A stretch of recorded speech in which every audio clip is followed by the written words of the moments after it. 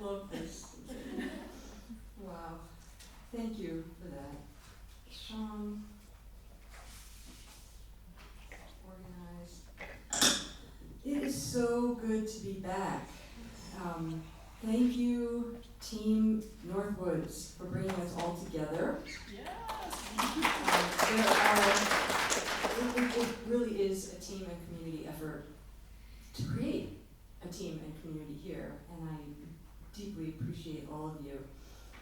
Special thanks to the morning loons and the evening Merganser family for welcoming us down at the Hilton there.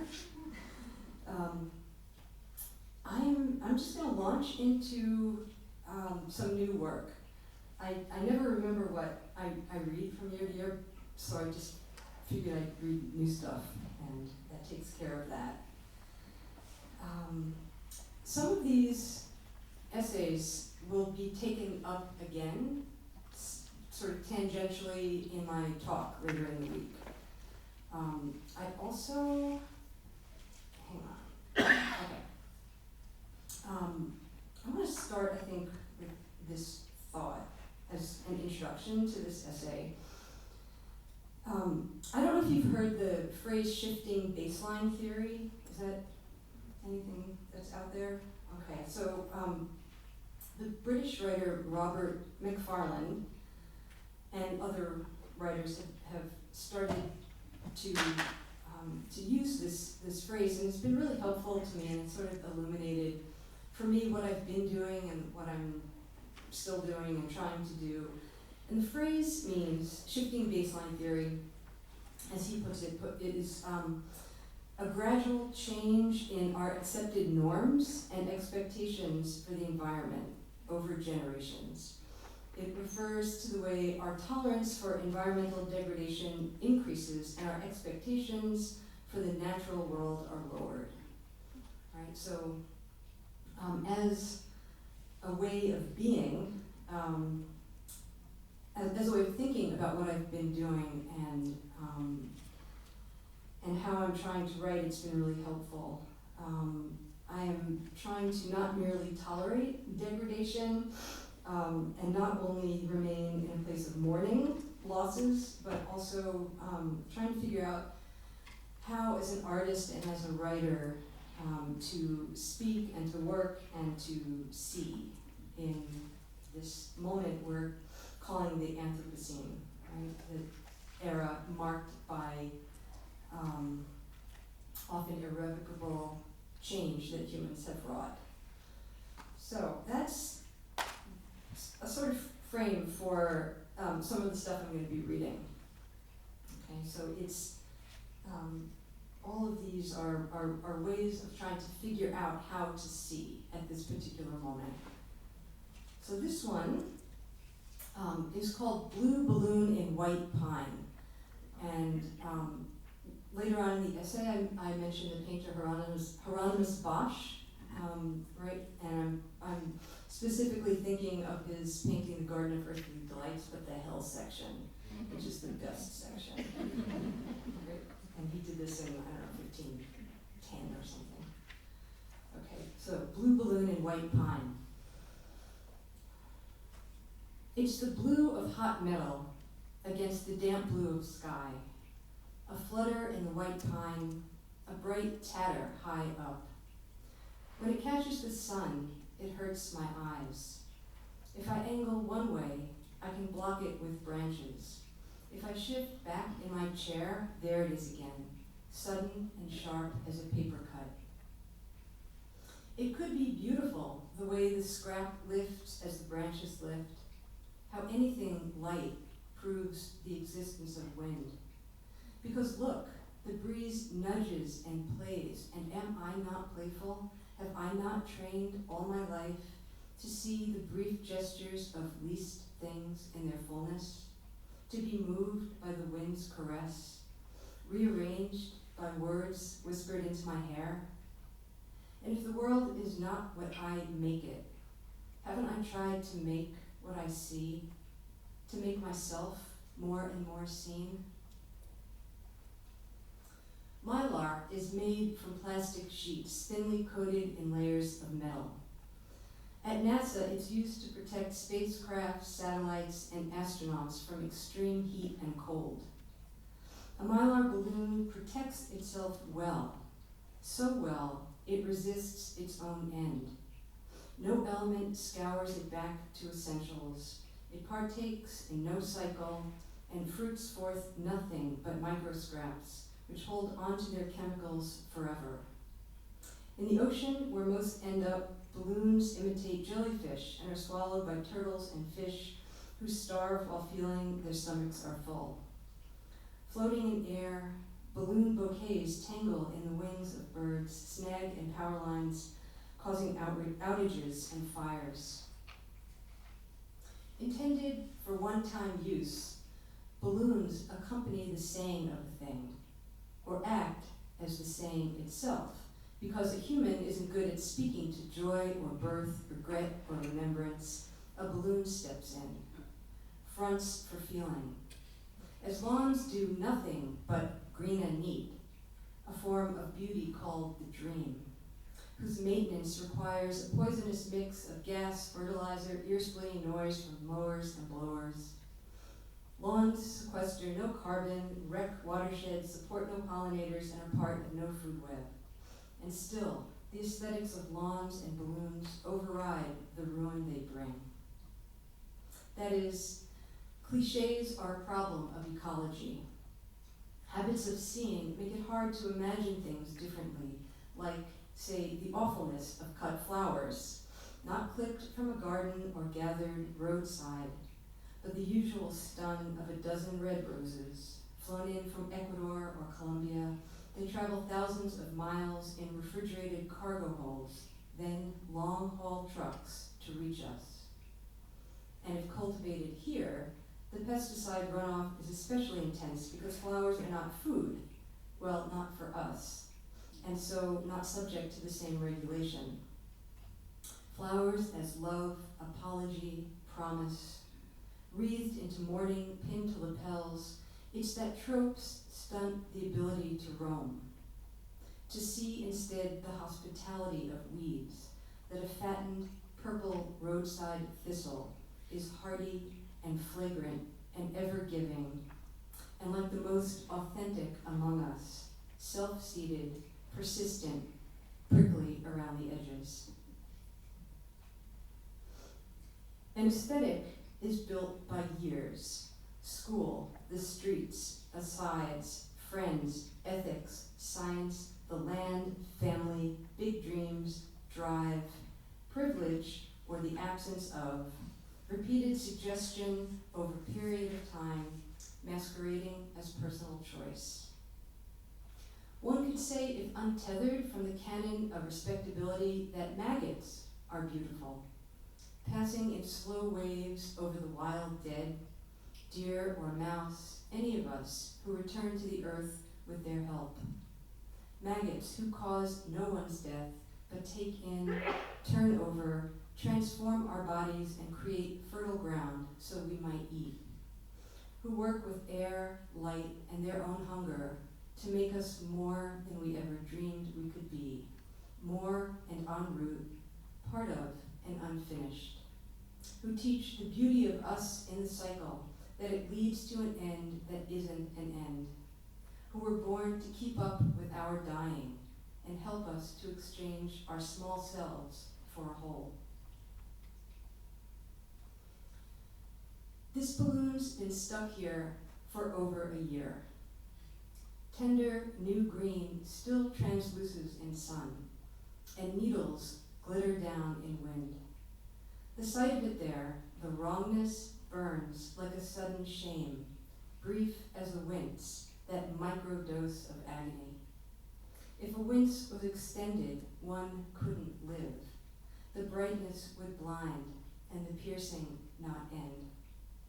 A wince is a warning, like any one of Bosch's suffering 15th century human creatures writhing in hell, their jagged eggshell bodies bent-beaked and rat-faced, suffering the sins they committed on earth, the gluttonous, force-fed and vomiting eternally, the eyes of the jealous, gouged by arrows, the lustful clergy stripped and gnawed ever after by hungry toads? And what about any vision of relief? When the wind dies down and the blue scrap goes limp, is that relief? Or simply evidence hidden from sight, as it is when the violence of any system is fully integrated into our days? Say, the workings of a factory farm, all the burning and breaking and crowding and crushing kept far from the table, except now it's so easy to know everything. Call it up, type it in, it's all right there. And nowhere is safe from knowing if you choose to know. I often overwhelm myself. It's hard to stop slamming all the wrongness together, associating quickly and clumsily balloons, lawns, cut flowers, factory farms. For now, right here, I'll let the urgency override the making of a more perfect thing. And yes, I know, I don't have to keep looking at the scrap in the tree. But a groove's been worn in my musculature, and my eye rides up to that spot of sky. That my eye's been drawn to this precise place is clear to me now. The way losing your watch reveals how often you check the time. There's no rest to be had in looking up, wincing and looking away. No rest in avoiding that spot either. And the pain of finding no rest is called what? Wandering, exile, hopelessness. To have no spot to recover en route, to be forced to keep moving, is a fraught migration.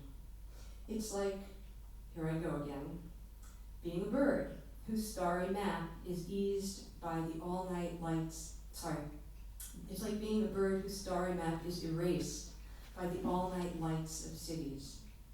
Or like being a coyote in Baltimore. How beautiful he was, brown, gray, and shining that late afternoon, jumping the ditch, skirting the stand of cattails and ragweed, a spasm of brightness. Then everything dimmed. A coyote in a pocket of green running along an urban creek doesn't belong. I tried an adjustment in my hope-bent way toward adaptation. Great, coyotes will keep down the rats. But that felt like when you're sick, shifting in bed to alleviate an ache. Things are better for a second until the pain takes up in a different spot and you have to move again and again. Nothing helps and it's impossible to sleep. Here, once, there was a sky-filled clearing. In a gap between branches, blue once breathed. I did not know it was the dependable sky that so deepened my sense of being alive. Here's a little coda. Mid-June 2023. For the past week, the sky has been clouded with smoke from Canadian wildfires. The sun burns through, but the blue's just a hint. Under the haze, a whisper of color. The blue can hardly catch its breath. It's there because I know it's there, and so my looking follows my knowing. Memory eases some of the grief. After a few days, some patches thin, suggesting the sky might continue to clear. Imagine the generations to come who won't see this blue, or even sense it behind the smoke. The stories we'll tell them about the sky, those entire, vast, deep days of blue. Blue like nothing they've ever known, so we'll have to say what it was like. A promise kept, a lasting peace. And the variations, jay feather soft, dark slate, brittle, ice-filled blue, corn silk, plum, and fire streaked, bell struck loud, arterial. Color so shocking, we gasped every time, though the blue was with us every day. We who grew up with the sky in our songs, our sayings, our physics, our scriptures. And the phrase, "Isn't it a beautiful day?" What we used to say so simply in passing. We'll have to replace it with, see the sky trying? The sky trying. Such tenderness there. We could teach the kids to see that.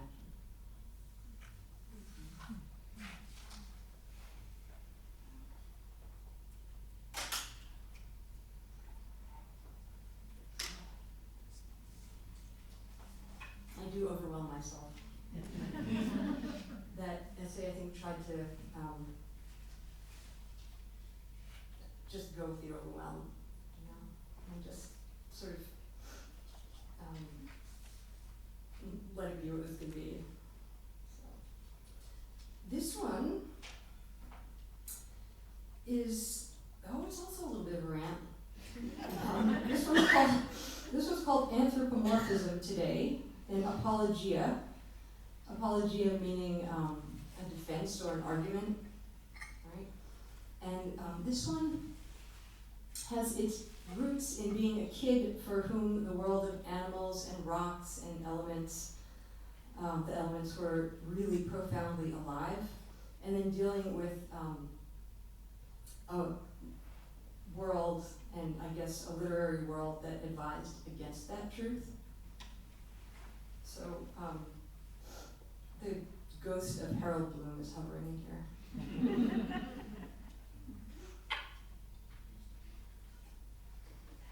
Harold Bloom is a critic. Okay, so Anthropomorphism Today.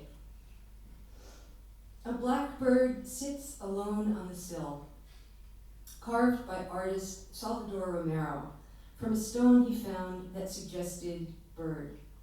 Just a hop skip away from alone is lonely. It's her downturned head, the angle of her gaze, what she knows but can't say. She came to form early on and was not assigned a way of being that self-arranged. From the other side, she's not lonely at all, just quiet, older, dignified. If I follow along the line of her neck, there's a vein of ore where a wing folds in and a wedge of tail feathers that keeps her steady. Bird in my hand is how I work. Pick her up, I put her down, sort of like prayer. It's good to be accompanied. She's cool at first, then slowly warms as she accepts the heat I give, not give off. What I offer is intentional, force of yearning, vapor of hope, with words and not, mostly not. Back on the sill, she slowly returns our heat to air. Such are the conductive properties we share. The keepers of my intellect taught against all this, applied the word anthropomorphize to sweep clean the ground under me and fashion a place where I was to stand on my own 2 feet, far inland, where I was told I'd be free from rising levels of likeness encroaching on my inviolable person.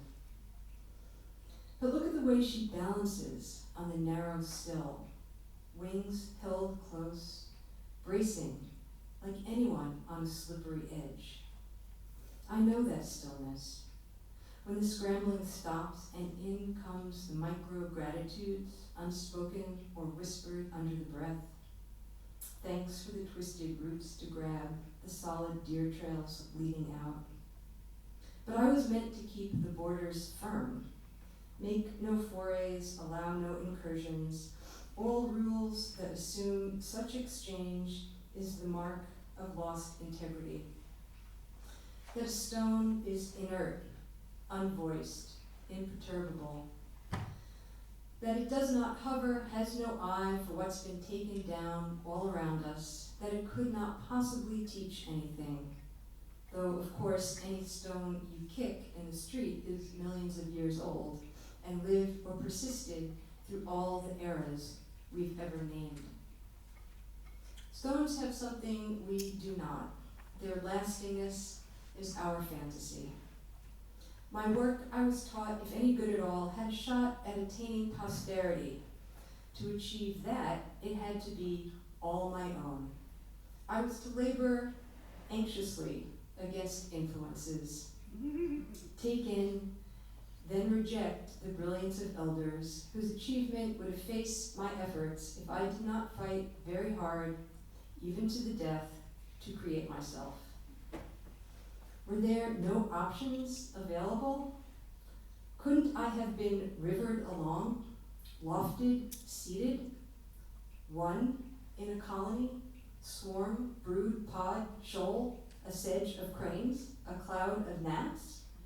Been taught to see in the way of a stone, en route, as it is to becoming sand, then airborne, on into a body, swallowed or breathed, nutrient or irritant, and certain to be cellularly another? And though not on your terms, isn't endless change a reliable form of perpetuity? The keepers push me out in the air.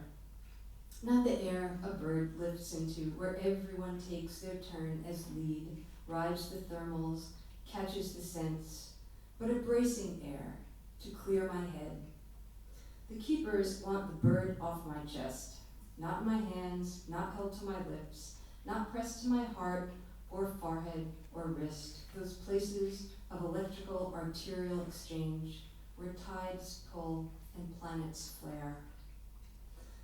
The keepers say no lending out, as if I'm not one version of, or they're not, the billions of us all versions, refractions, parts, parcels, the old kind of parcel, wrapped up in brown paper and sent overseas to keep the cousins alive during wartime. I consider it wartime now. I'm on the side of keeping the cousins alive. Once I stayed in a house with a big wooden bird in a filigreed cage.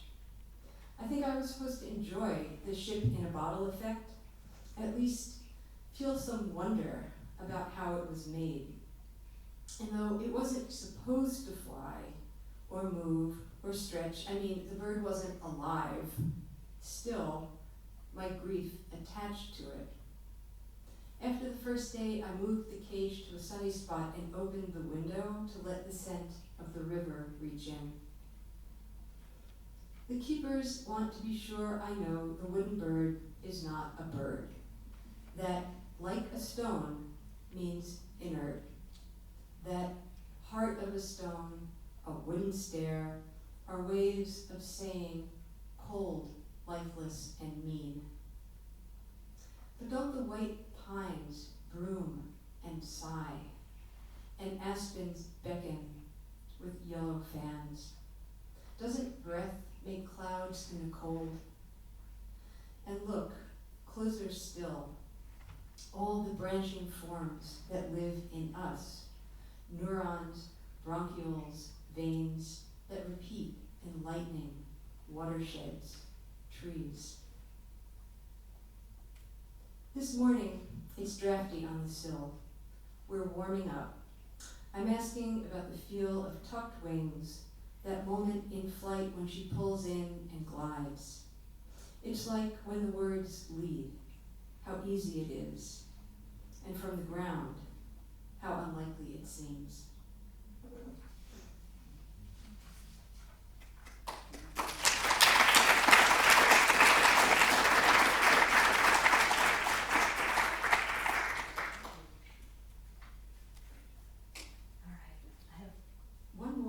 Short essay.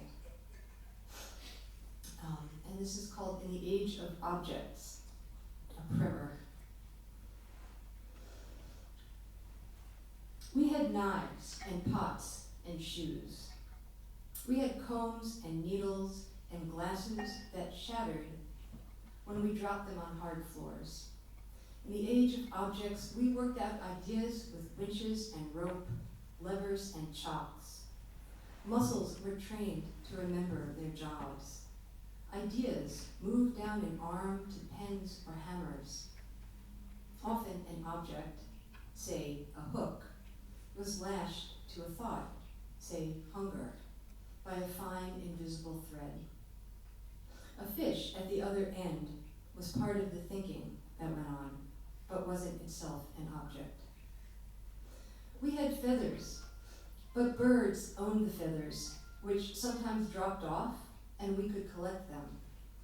Some feathers we were not meant to keep unless we knew, and our fathers and mothers and theirs knew the feathers were not objects and wore them in a way birds recognize because the feathers were a gift. In the age of objects, so many things stored energy and light. A saddle burnished by oil and sweat. Wooden spoons singed velvety black. We had candles in the age of objects, early on made from the bodies of animals, tallow and beeswax, then soybeans and palm trees, now mostly petroleum. But we had bees, so many bees. If you put your ear to a hive, you could hear the singing and feel the warmth they generated. You could take a portion of their honey and wax and they'd make more. First you'd ask and then proceed, after they agreed, and only after you thank them. You thank them by not taking everything. Thank you.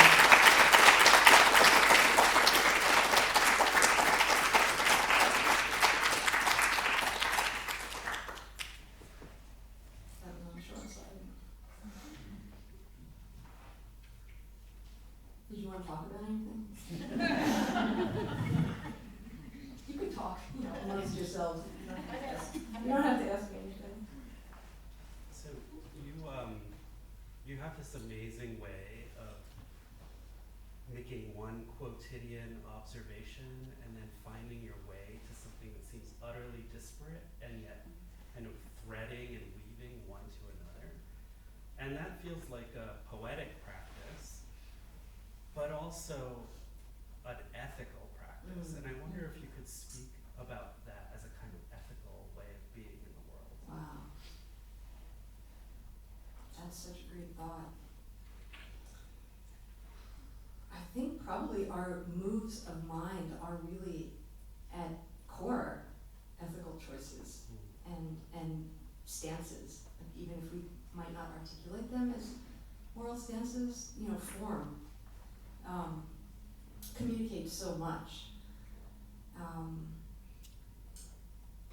Often when I'm teaching and this thing happens, this venturing out and meandering, I do have to remind people, like, hang on, it's going somewhere. I'm getting somewhere, I'm gonna find it, just come along for the ride, it's all gonna land. I think, it is just a natural sort of way of thinking for me. It's not a thing I've developed or tried for. I have tried to control it a little bit. I think when you promise to take people with you and ask them for time,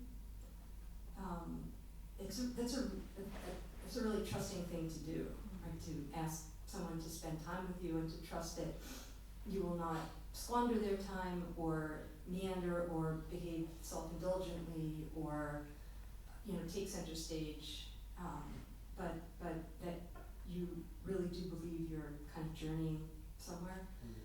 So it feels like a matter of great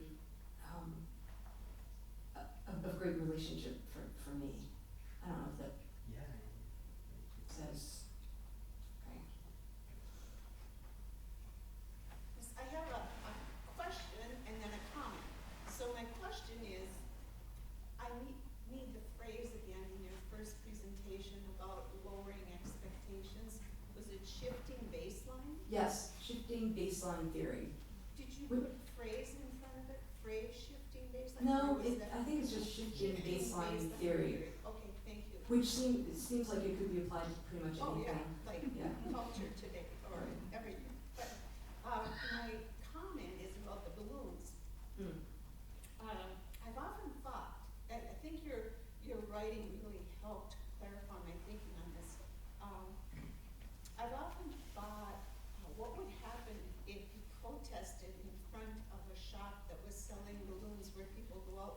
big bouquets, just floating out. What if you were to protest in front of that shop, or get legislators involved to outlaw balloon production? Yeah, sing it, sister. And Yeah. I thought, why haven't we done this? And I think your presentation tonight actually illuminated for me the fact that it would be a free speech issue, because some people can't express their feelings. So they use these things to express their feelings, so they'd say, Yeah. well, you're not allowing me to communicate, as if balloons should replace communication. It's totally absurd, but it would never happen, because people would be so opposed to limiting their freedom to do this thing. And it's also about the flowers. I mean, flowers substitute for communication. Yes. So if you can't communicate, you send flowers or bring flowers. Maybe that's overstated, because they have become very accepted means of Yes. expressing sympathy, for example. But I always admire the families that say, no flowers, please. I really admire what. Mhm. Yes, this is what I mean about, aesthetics, very simple aesthetics that could, we could make decisions about, right? Aesthetics override some of the really practical ways I think we need to actively sacrifice certain things. But this issue just happened on my neighborhood listserv. Someone had some leftover balloons from a kid's party and posted them on the listserv. We have a really very green activist neighborhood. They posted the balloons for free, and somebody wrote back on the listserv a really intense anti-balloon screed. And somebody else wrote back about this being a free speech issue. People should be able to celebrate in exactly the way they want to, and that was the end of that. And someone, the original balloon offerer was moved to write back and say, we didn't buy the balloons, they were a gift. So, I'm simply confirming the complexity. Yeah.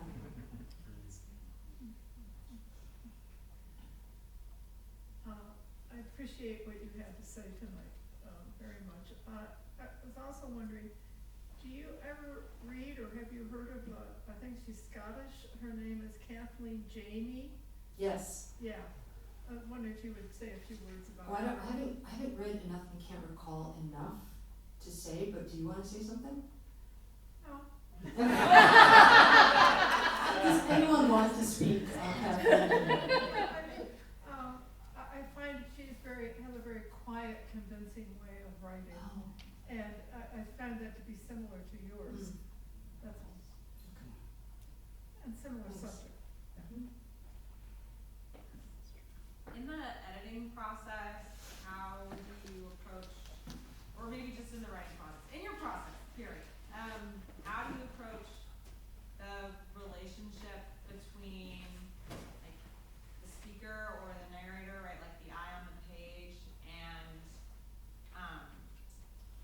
the greater than human things that you're writing about in a way that doesn't necessarily center the eye on the page, maybe?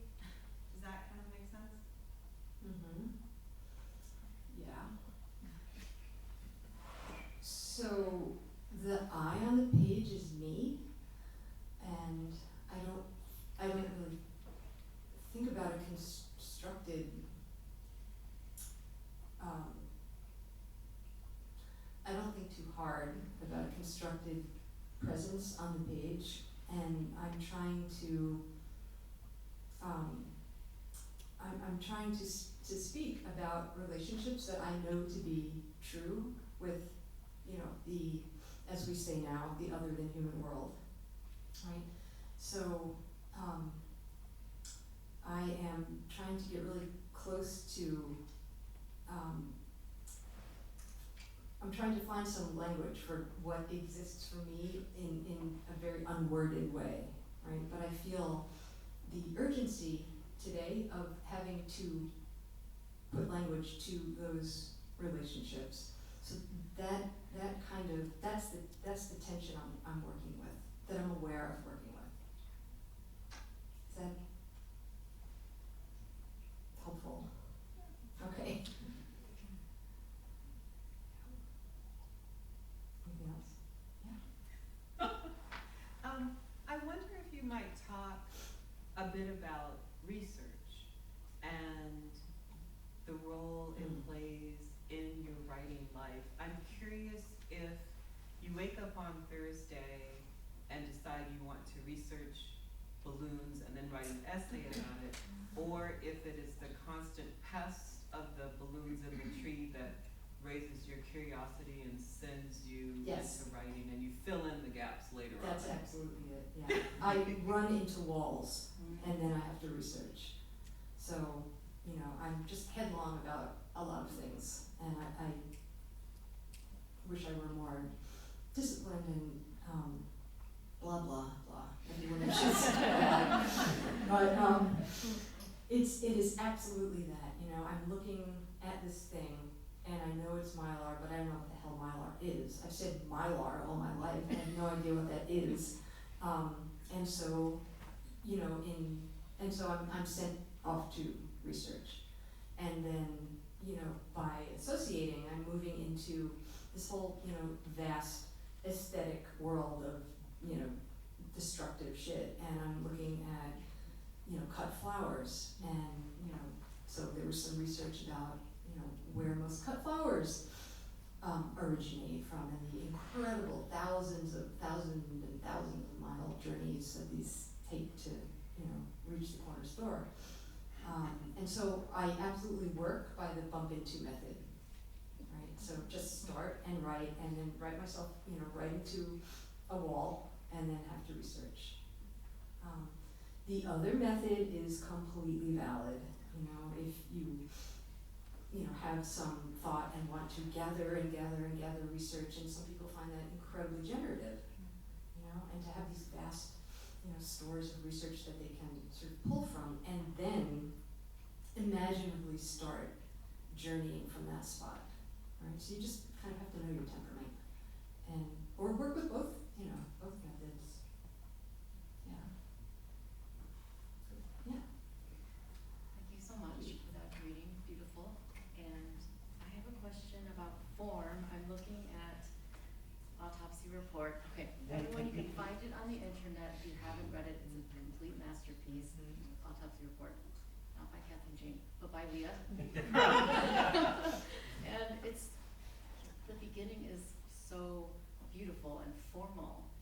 And following up with what Marco said, wondering if you talk about form, repetitions, things like that. Do they come later? You know? Yeah. Yeah. So the experience of watching autopsies was profound and life-changing, and I'll tell you the story. I'll try to be brief. I was writing one essay and was trying to describe some organs which I had never seen, and went to the library and got some sort of cadaver photographs, and they didn't do what they needed to do imaginatively for me.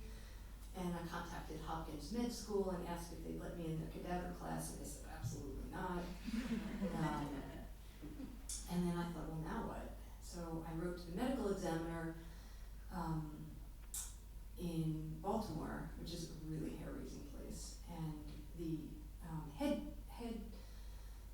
medical examiner said no. I wrote on school letterhead, and I told them I was a poet, not a journalist, because they're really afraid of journalists, and they still said no. And then the assistant medical examiner somehow got hold of this letter and called me on a Sunday morning and said, "This sounds really cool. Why don't you come down? I'm working today." And I said, "I'm there," and I finished my bagel and flew down there, down the highway, and I remember thinking, like, what shoes do you wear to autopsies?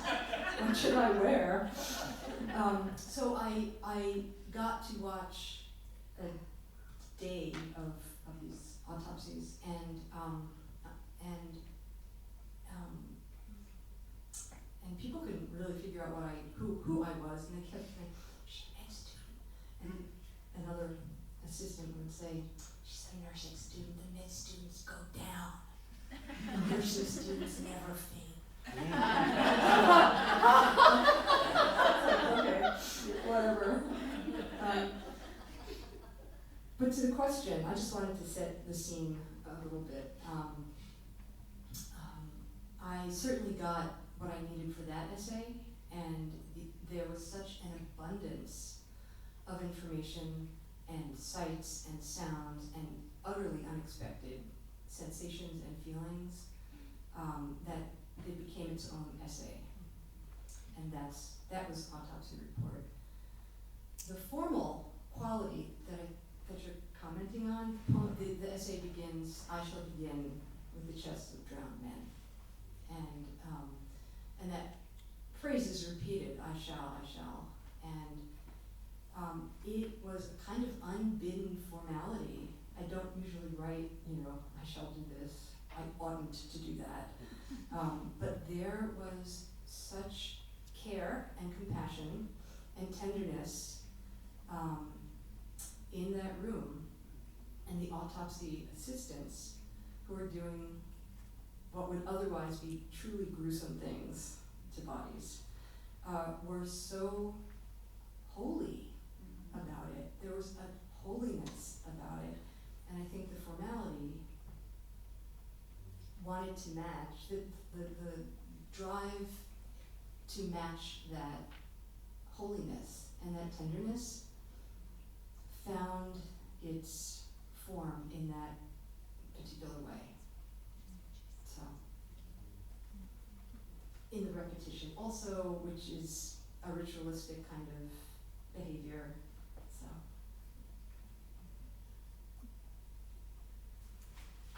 I think this may sort of be a follow-up on Becca's question, but Becca, you can tell me. But I think there's something so unique about, I want to say your voice, but it's a little bit different than voice. It feels like it's almost like your vision is standing in for what we usually think of as those sort of idiolectic cues of the particularity of the writer. Like a lot of times voice seems like it's very verbally anchored, but in your case it feels like it's so visually anchored.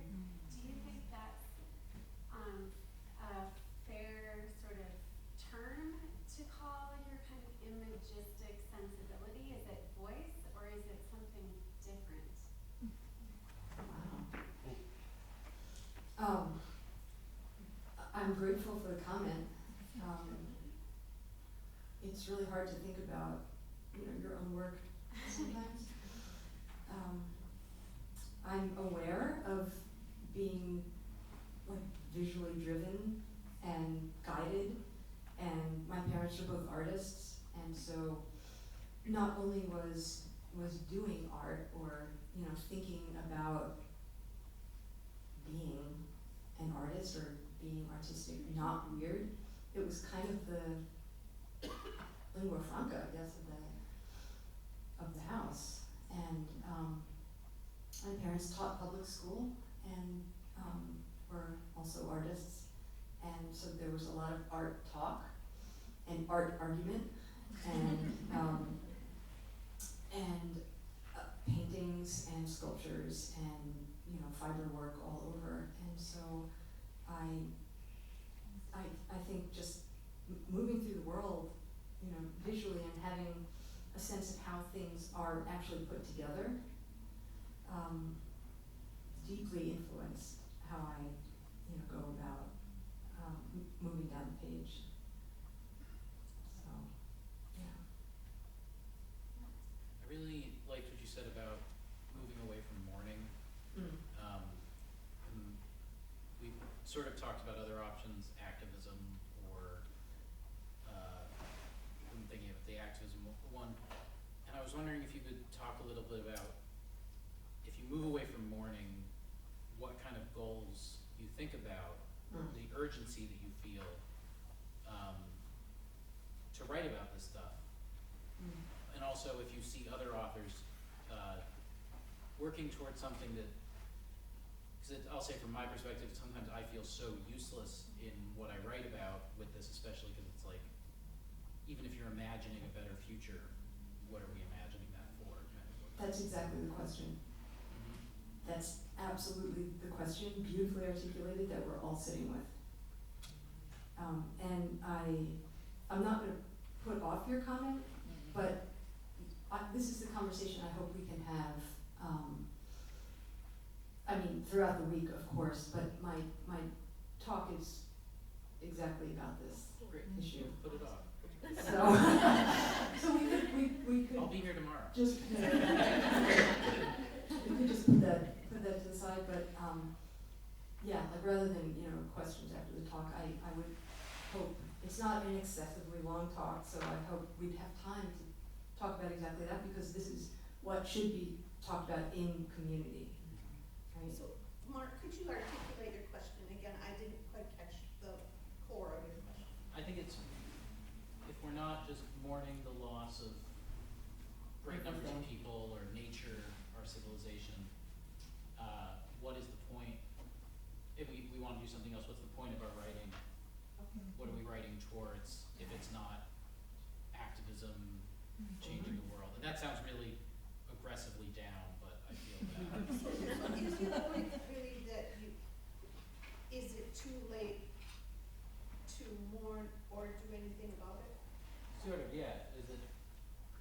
I just saw I heard a Jory Graham talk where she described us as being very late. Yeah, it's very late. It's very late. Yeah. And here we are. Right? Yeah, well, let's talk about that all together.